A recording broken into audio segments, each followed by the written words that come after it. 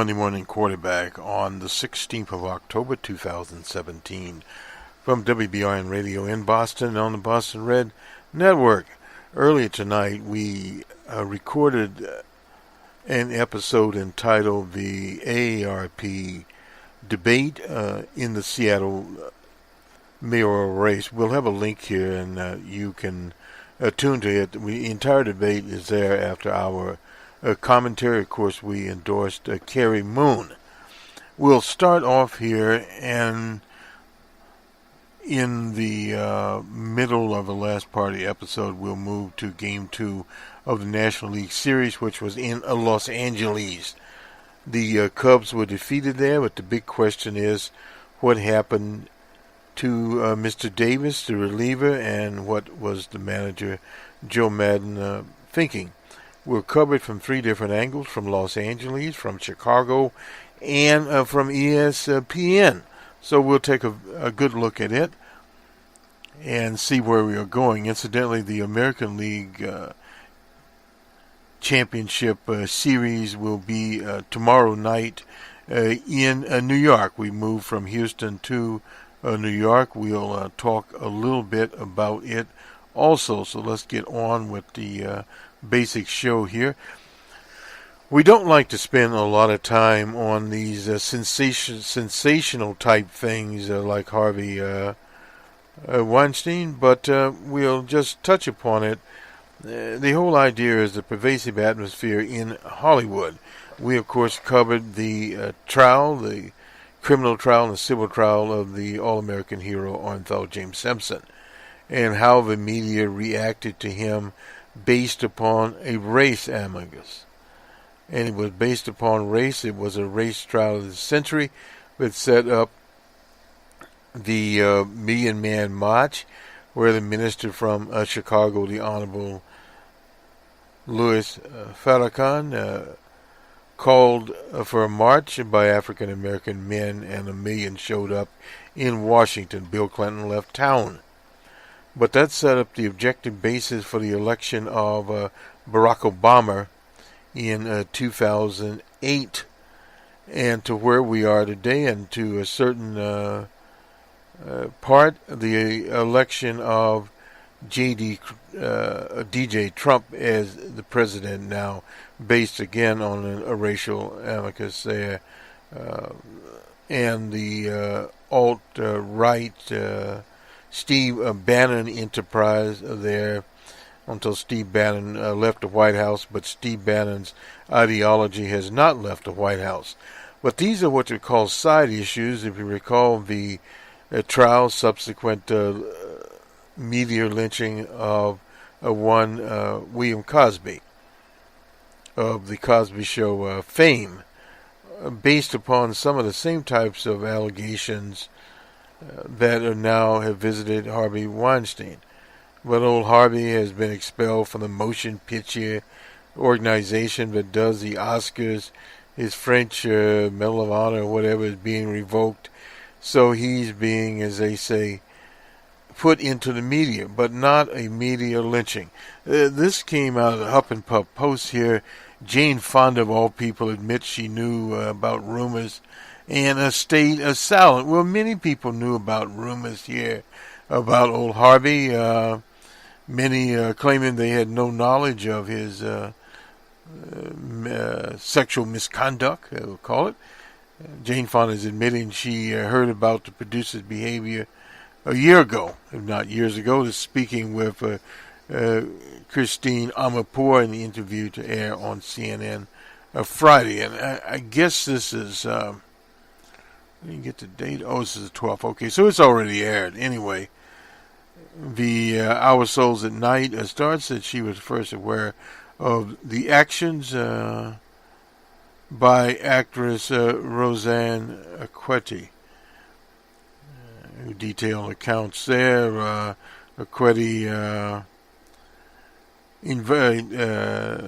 old Harvey invited her to his hotel room one night in the 90s. This is a similar pattern that happened to Bill Cosby. You go back there.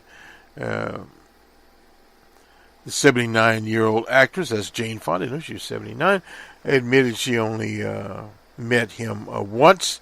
I only met Harvey when he was old, and Harvey goes for younger because more vibrant, she surmised. Well, possibly so. We don't know what Harvey has been doing, but he's been doing it for 30 years, so I'm not sure if that holds up or not.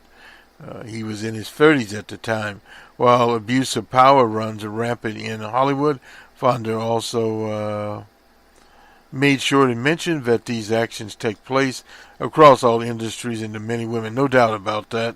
But in Hollywood, a little different there. We did the story on the Playboy philosophy. He was interviewed by no other than William S. Buckley.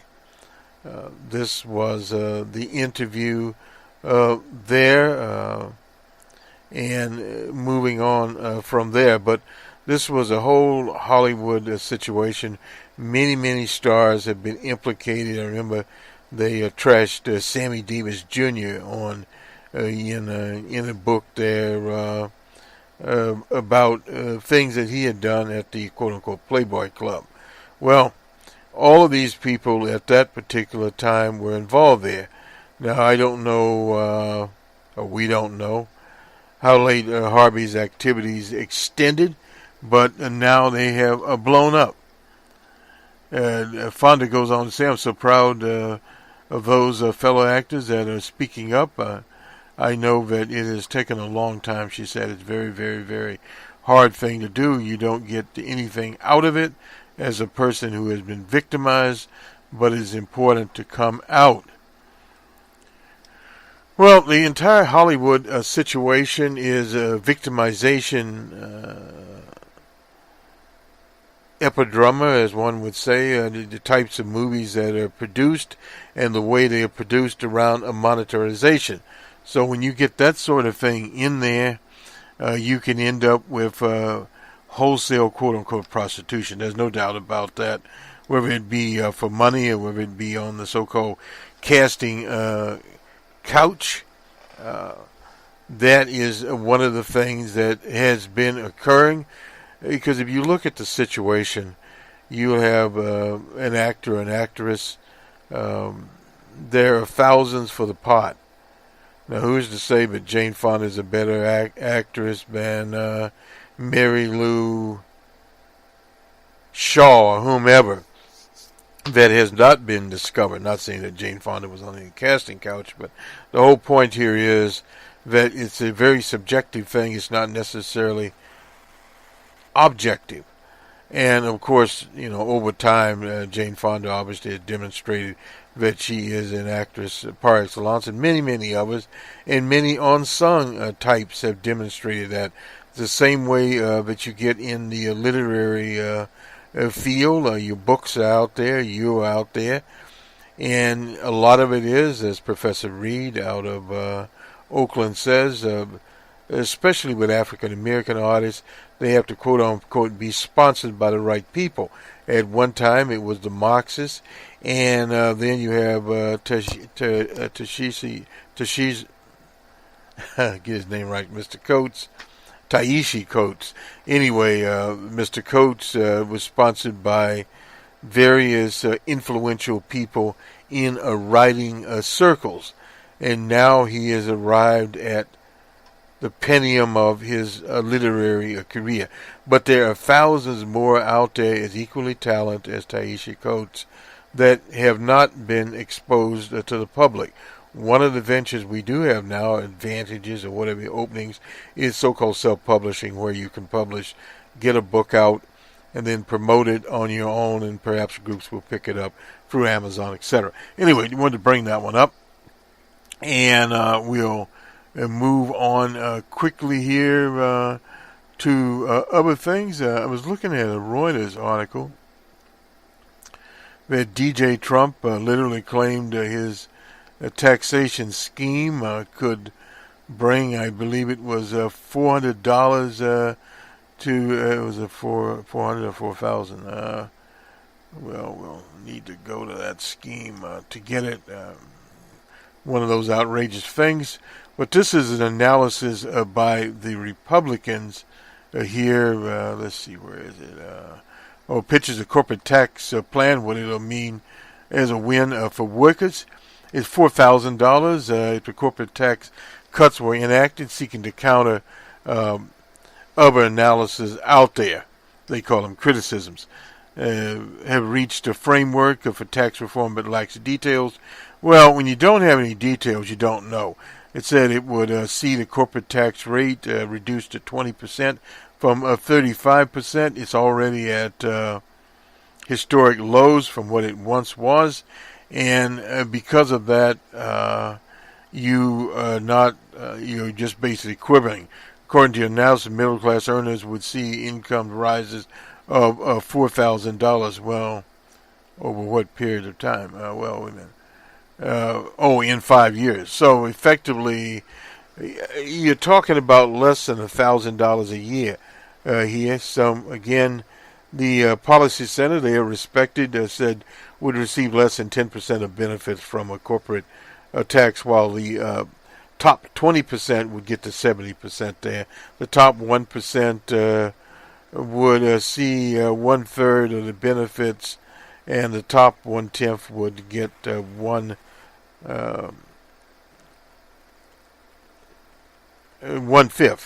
according to them. So in other words, this is how the pie would be divided up. If you're in the top 70%, you get 20% of it. The so-called worker would get 10% of the benefit. Now, this is out here. We don't see the analysis that they're going by. This is the economic advisors that put this out here.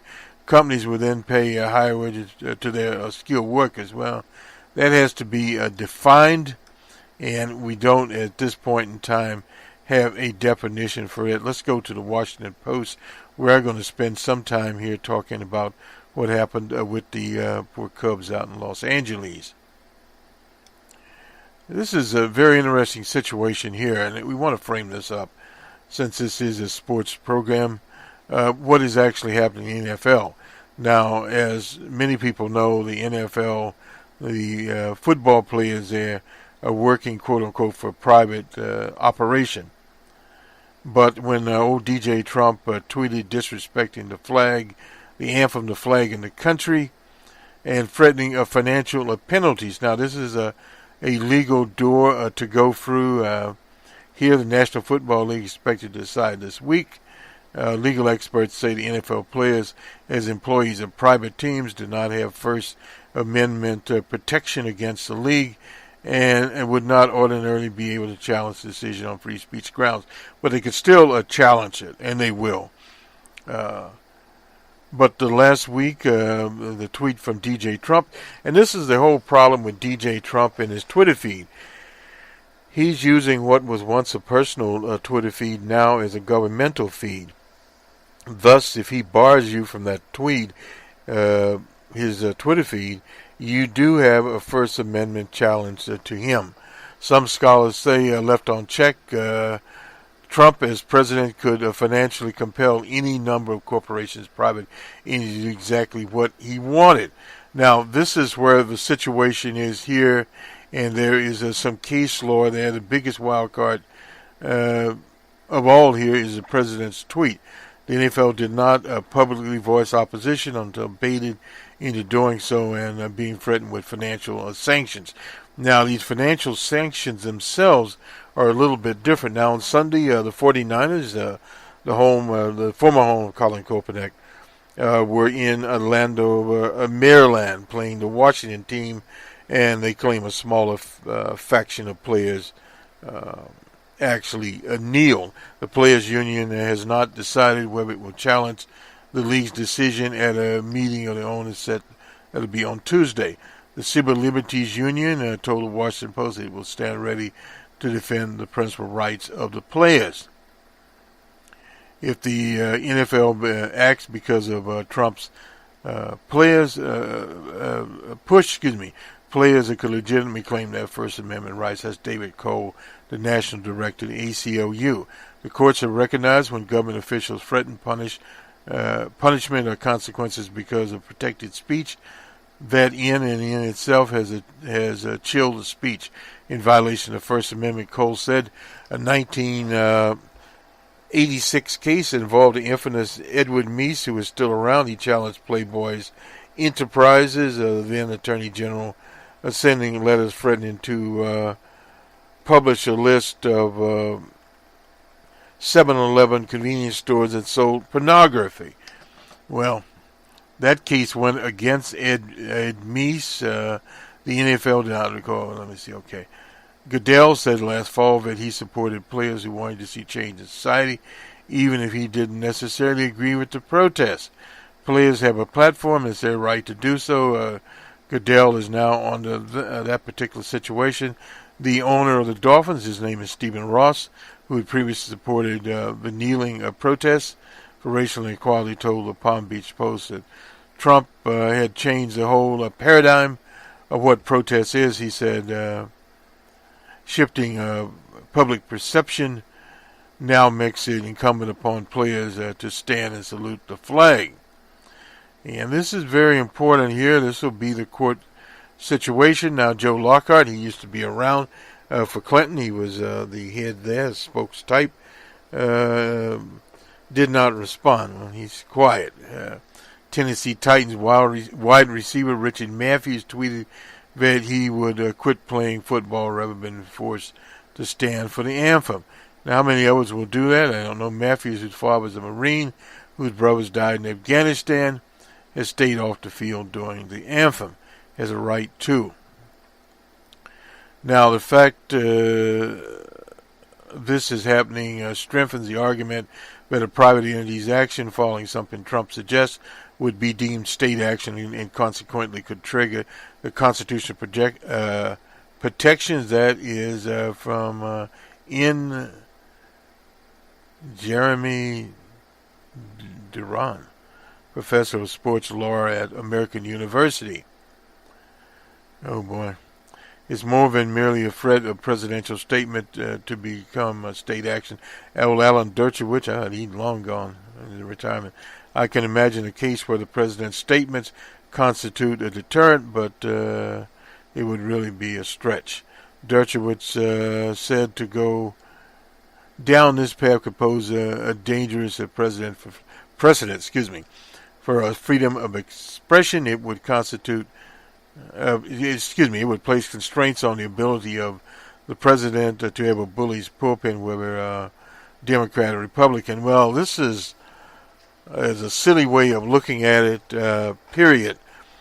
If presidential statements, in light of where DJ Trump is, this is more than a bully pulpit. This is threatening these teams. Now, what he's threatening here is actually a little bit different. These are state and city supports for stadiums that are mixed up in the laws. NFL players have sacrificed a lot for their First Amendment rights, given the broad language the players agreed to. That is from Brad Snyder, the Georgetown professor who teaches constitutional law, and now there's sports law. A union has filed a complaint with the National Labor Relations Board over Jones's aphonetic to the Cowboys. The United Labor Union Local 100 claimed the violation is a threat to the players' jobs.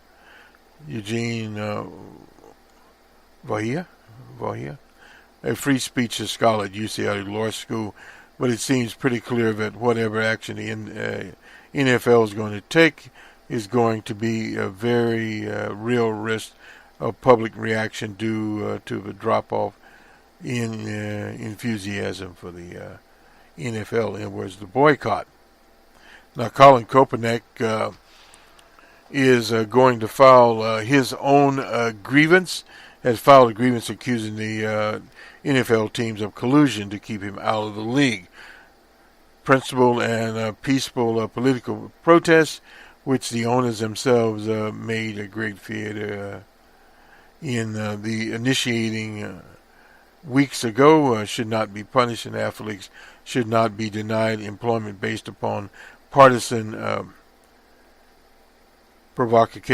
provocation by the executive branch of government. That is from his attorney. And without that, the NFL could not survive, period. National TV revenues, its lifeblood, Snyder said. Now, Goodell to curb protests. Republican-dominated Congress are motivated by profits, Goodell said.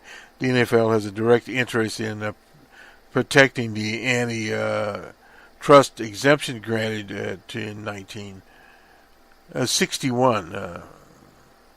The broadcast allows the pool to pool its broadcast rights. Now, he gave some of that up, so that is not particularly the situation. Let me just... this is a government shutdown here. I guess we'll get there and then we'll go to the sports. Where are we? Partisan clashes, over Obamacare raises spectrum of a government shutdown. Tried to sabotage the healthcare system. That's DJ Trump. He announced on Friday. We know what he announced. This is the equivalent of healthcare arson. This is literally setting the entire healthcare system on fire because our president's upset that the Congress wouldn't pass the repeal bill. That's from Chris Murphy. He is a senator from Connecticut, from South Carolina. Graham, who has played golf twice in the last week with DJ Trump, said that the president called Lamar Alexander Saturday and is encouraging him to get a bipartisan deal that would have some flexibility from the single law.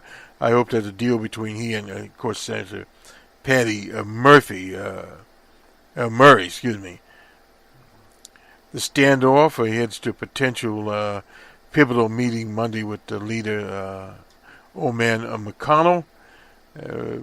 Alexander and Murray have been negotiating to stabilize this. The president's going to continue to throw good money after bad, giving $7 million to insurance companies, unless something changes about this. Anyway, that's what Graham said. Anyway, it doesn't matter very much there what he has to say. Hopalong Cassidy, who worked with Graham last month on a last-ditch effort, the Hopalong Cassidy bill defends Trump's action, saying the president's not gunning, he's a liar. This is going to come to head in a negotiation in December with federal funding, and it could cause a government shutdown. Said the blame for the shutdown would rest with DJ Trump and the Republicans in Congress. Minority Leader Nancy Pelosi questioned whether Trump fully understands where Alexander and Murray's negotiations stand. I wondered if he knows what the path is, because from what he says, it doesn't sound like he has any knowledge. Well, he doesn't have very much knowledge at all. Let's go to the sport now, and let's get that page up here. Finally, Moon took a moral stance as the city underwent its painful episode in the recent memory, calling for Mayor Murray's resignation weeks after the Seattle Times first detailed the sexual abuse allegations against him. Durkin, in stark contrast, stood by the mayor's side. Not only that, she had his endorsement on her website until recently. She finally took it off, even after revealed that an Oregon state official previously determined that Murray abused his foster son. Not until he resigned did Durkin remove the endorsement from her website. Moon isn't perfect. There's nothing perfect. We talked about this in the political world, the way it's set up.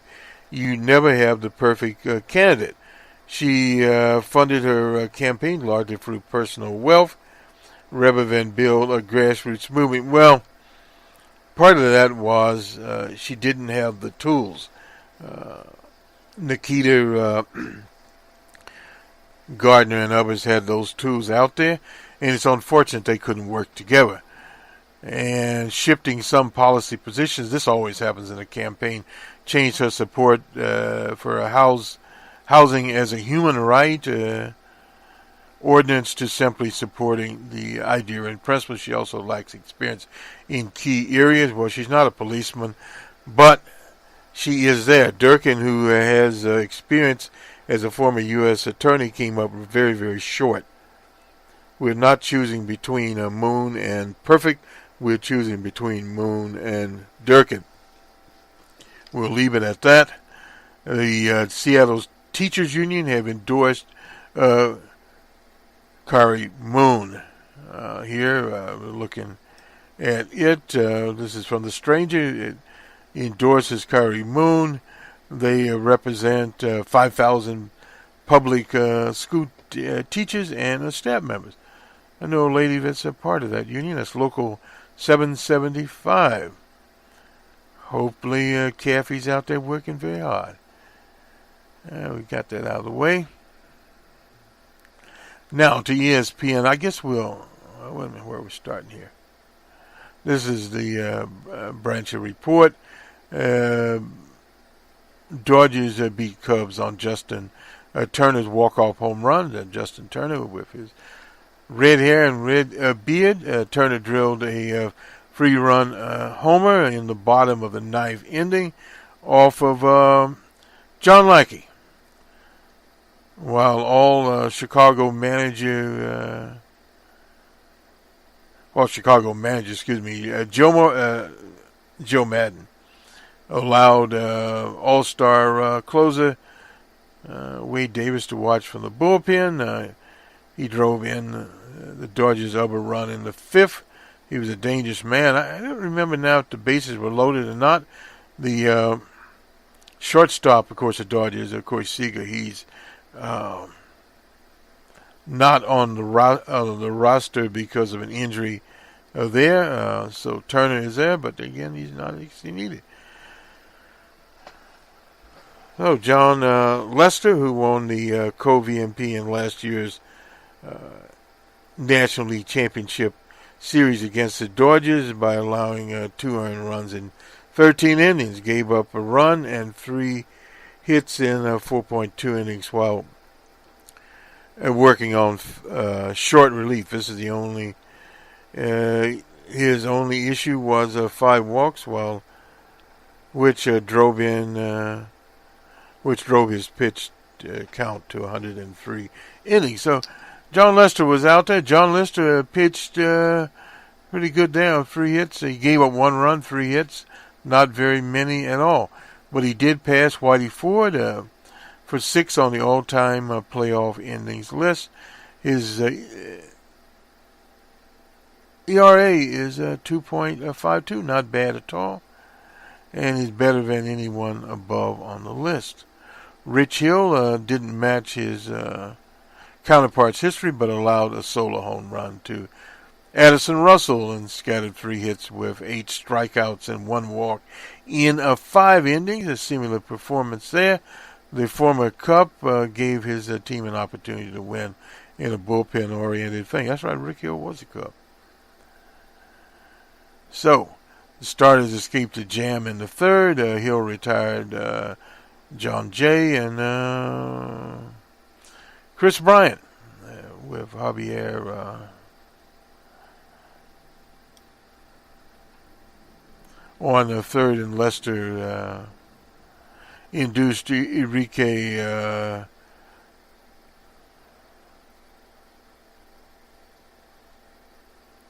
to fly out, Hernandez to fly out on second.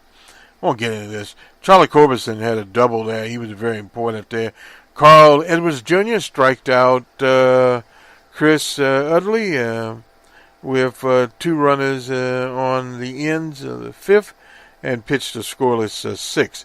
Pedro Strop notched a scoreless 7, and Brian Dunning escaped a jam in the 8th by getting Austin Barnes to ground to double play. Remember that. So everything went along pretty good here. Yasiel Puig, notable performance until Dunston walked him in the 9th, and the ball headed to Mr. John Lackey. So that was where things started falling apart there in the 9th. The problem that the Cubs have is their pitching. Brian Mara, scoreless 8 from in L.A., received 2 shutout innings from Brian Mara. And Tony Watson and Josh Fields, a typical dominating night. Kenley Jansen was there. The series now was shipped to Chicago, 3 through 5. Mr. Darvish will be on the mound for the Dodgers, and Kyle Hendrick will be in Chicago, and anyone else they can get there. This is the Blanchard Report, and let's go now to the, where are we going? We're going to ESPN, and hopefully we'll be going to ESPN. And the LA Times, and we're not going there yet. We will get there in a minute.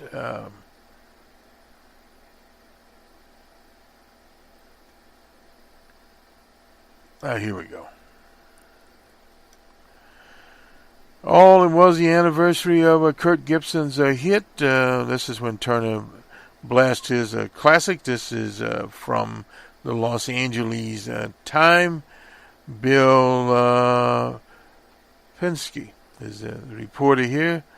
The ball soared into the black sky, carried through a thick night air, dropped gently over center field, and the guy with the flowing red hair, he's talking about Mr. Turner, and bushy beards, stuck out his thick arms as if they were wings. And to all L.A. he flew. Happy anniversary to Kurt Gibson. Welcome to Dodger legend Justin Turner. It was the 29th anniversary, incidentally, of when Gibson, you remember, he trotted around limping the World Series home run, the exact date. He did an invitation there and gave the Dodgers, of course, a 4-1 victory over the Cubs back in 1988. Gibson's home run gave the underdog a series opening win against the Oakland A's, and momentum to actually win the World Series championship. We remember that particular situation. Tommy Lasorda, for those that remember him, who just turned 90. How is that? Lasorda said while sitting in a hallway outside the jubilant Dodger clubhouse. How about that? Chilled yet? Just wait. One of the Turner's earliest memories of growing up in Southern California was sitting on the floor of his grandfather's house as a 3-year-old watching Gibson hit the homer. Strange enough. I don't remember if he could remember the 3-year-old. I can even put it into words right now, said Turner, but the team's third baseman and clubhouse leader who had been delivering great moments all season. But Tommy remembers it, no doubt about that. Walk-off home run. It happened just 8 p.m. at Chavez Ravine. In the bottom of a ninth. Was tied 1-1. And we won't go what happened to poor John Lackey, but he was sent out there to try to get things done. 29 years today. It was special. That's from Dave Roberts. I don't know where he was. I think Dave Roberts in his 40s now. It probably feels like it to the Cubs fans after watching Madden's botched use and then of his bullpen, leading up to Turner's hit. Even though the Dodgers used their closer, Kenley Jansen, in the 9th inning to tie the game, Madden inexplicably refused to use his closer and burn him out. That's Wade Davis. Well, there you go. Yasiel Pre drew a walk there. Usually when you get walks, you get into problems. John Lackey made his only 7th appearance in relief in his 15-year career. He is 38 years old. No one is really a great matchup against Turner. That's what Joe Madden said.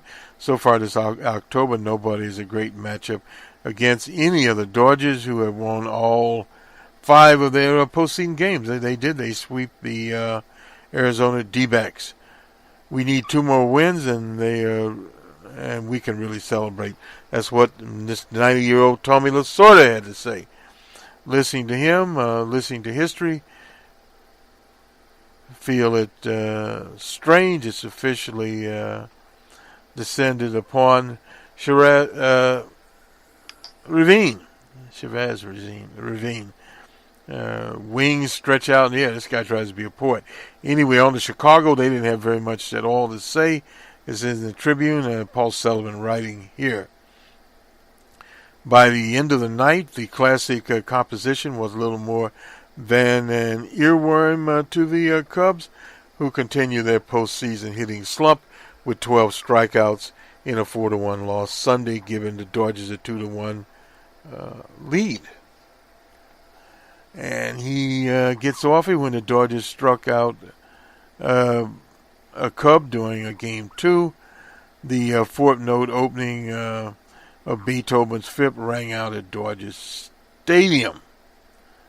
They managed 3 hits in 5 innings against Rich Hill, none in the final 4 innings against the bullpen of the Dodgers. So they were shut down. They're just good, as according to Anthony Rizzo. What else could he say? They've got good pitchers. They've got good hitters. Well, they do. So it'll be up to Mr. Darvish. Should be pitching at Wrigley Field. And Clayton Kershaw, they don't have to fear him as much. It'll be in Game 5. Despite the offense no-show, the story of the night was Joe Maddon's decision to go with John Lackey instead of Wade Davis. Well, I guess part of that in Maddon's Davis isn't playing that well either. The problem the Cubs have, their bullpen, get my words out here, is just simply tired. They're just tired out. Period. And they were not doing very well leading up to this. They had to play the Brewers and various others. And the Nationals took a lot out of them. And they just sort of just bungled and fell into this, literally, after that baseball bingo night in Game 5 in Washington, D.C. They're not going to be able to do it against the Dodgers, so they've got some problems, period. Davis had 2 1/3 innings performance in Game 5, was his longest of the season, and was out of sight. Maddon said he planned on using Davis in a save situation. Well, it wasn't a save situation. That is true. Lester and Hill in duel for the 5 innings. Well, John Lester did good, and Hill was cruising, only pitched 5 innings, leaving 79 pitches there.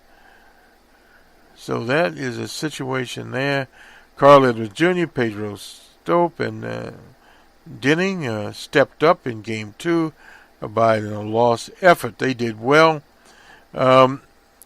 Roberts knows he has a fresh bullpen after 3-game sweep of the Diamonds. The Diamondbacks has managed his bullpen like he's juggling flaming chainsaws with Davis, the ones who are consistent and Dunning consistent. So in other words, Pedro Stope, who used to be the closer and been consistent.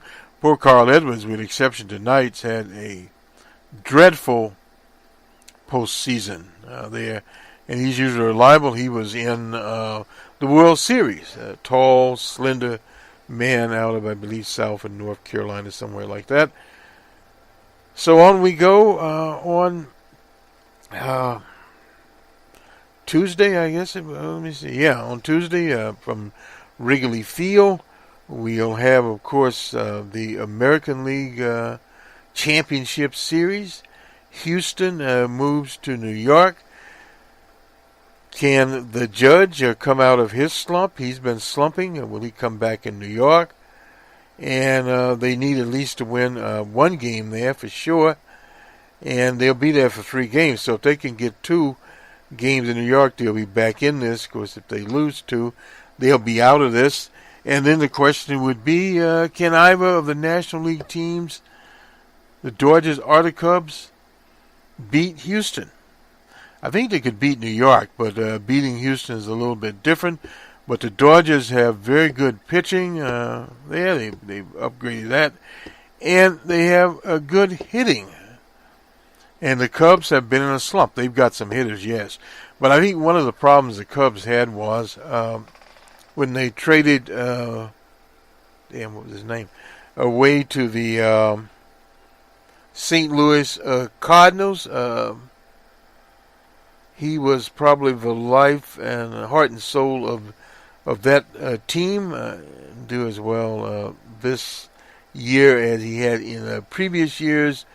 And defensively tonight, they did, the Cubs that is, did solve some of their problems by getting some people out there with some arms in the outfield.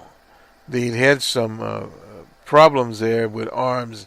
So defensively, they were in pretty good shape, but you can't guard against a free run home run, period.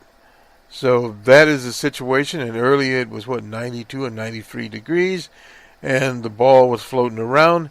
To starters, Mr. Hill and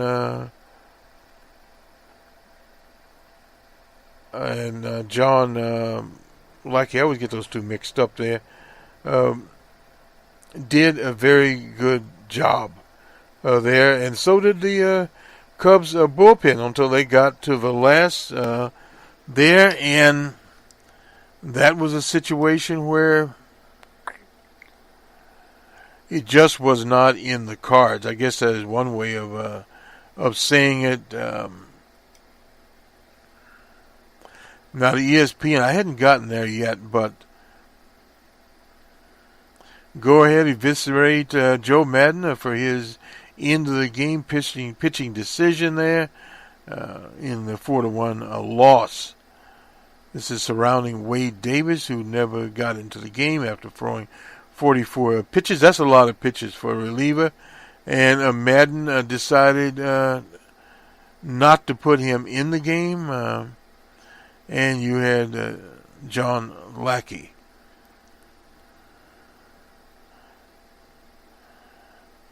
Lackey instead of Davis at the bottom of the ninth tonight. I was really waiting for that opportunity to grab a lead, then throw him in. Well, he didn't get the lead. Made it clear he was not one of those managers who would pitch his closer in only a... He is one, not one, in only a safe situation. But the point is, Madden could have brought in Davis to get one out with the score tied, and it would have been for him or for...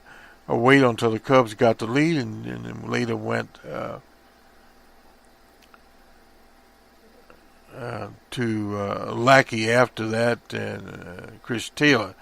But Lackey gave up 36 home runs in the regular season, a lot of home runs. On that walk occurred, all bets were off against Turner. Everybody's really great. Matchup against Turner. That has been out there. I really needed Davis for a save tonight, he said, but it didn't occur. His batters didn't bat, and the lead could have come in the top of the ninth against Jansen. Well, Kenley Jansen's very hard to hit against. Mora hit the ground anyway. Won't go through all that, but I mean, it was one of those situations that they just didn't quite get it done.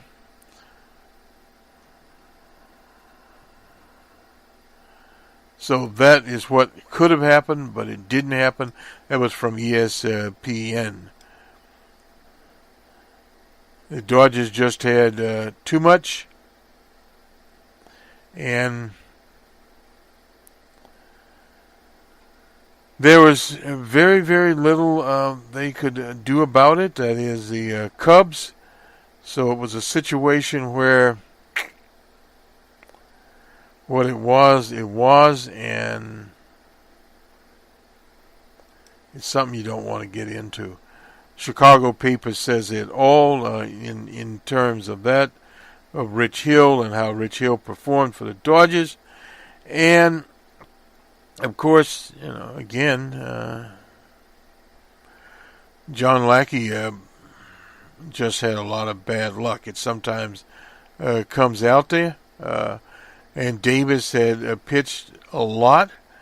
And sometimes when you have that kind of situation going on, there's not a lot that you can do, period, here. And that's what it proved out. The Dodgers just, I guess you'd say, more or less being destined tonight to move on. And whatever John Lackey did or John Lackey did not do didn't mean a whole lot. So just one of those situations. Lackey was just a Lackey, and that was about all you could say about that particular